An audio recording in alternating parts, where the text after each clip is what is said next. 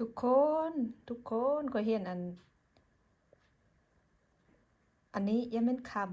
ำเบิดเฮือนมีอันหนึงข้อยสิลักไปขาย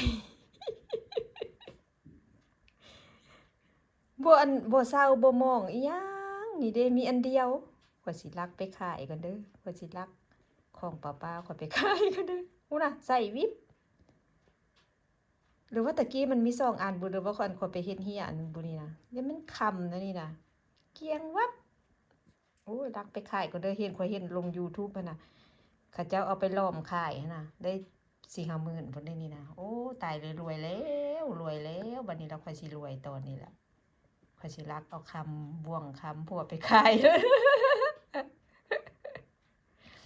ข้อยเห็นเพิ่นล้อมขายอยู่ YouTube หั้นน่ะซื้อหยังก่อนนะโมนะโมนะอิหยังหั้นน่ะเขาเจ้าเอาไปเอาจากต่างประเทศแล้วไปกล้อมข้อยย้านแม่นคำเดี๋ยวเด้อข้อยสิรวยแล้วเด้อข้อยสิรวยแล้วเด้อ